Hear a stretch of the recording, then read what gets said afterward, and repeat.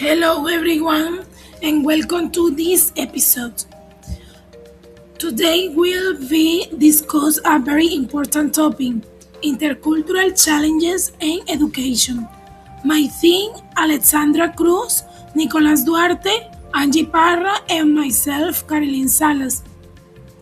Today, classrooms are increasingly diverse with students from different culture, language, and background. This diversity enriches learning, but also presents significant challenges for both teachers and students. In this episode, we'll explore what intercultural education is, analyze a real-world example, and reflect on how to address these challenges. But what is intercultural education? It's an educational approach that recognizes and values cultural diversity in the classroom, promoting respect, inclusion, and dialogue among different cultures.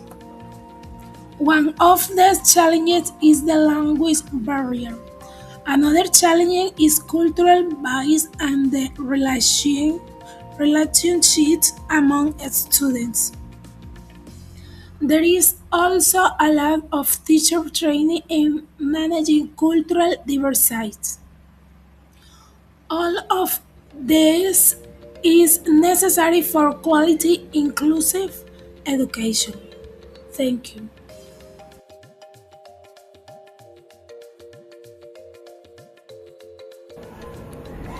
To explore this topic, we will share a real experience from one of our group members.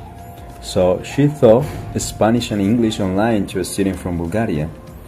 At the beginning, both the teacher and the students were excited and motivated.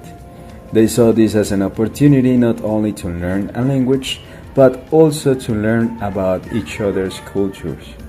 However, as the classes progressed, several challenges began to appear that affect the communication and the teaching process.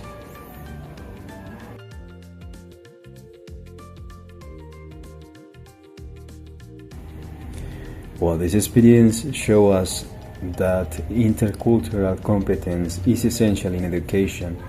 Teachers need patience, empathy, and flexibility to work with students from different backgrounds.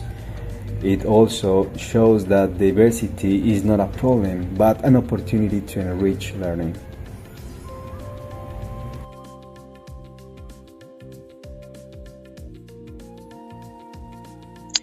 Now, one of the first challenges was language itself. The student had a strong accent influenced by Bulgarian, Russian, and British English. This sometimes made it difficult to the teacher to understand her pronunciation. At the same time, the student struggled with some expressions used by the teacher, especially in informal or culturally specific ones. And another important challenge was the time difference. There is a 7-hour gap between Colombia and Bulgaria, which made scheduling complicated. Sometimes classes had to be rescheduled, which affect continuity and organization.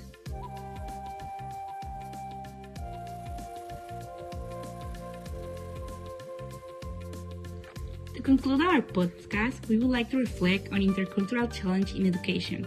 Throughout this discussion, we have seen that cultural and linguistic difference can sometimes create misunderstanding in the classroom and or in the spaces.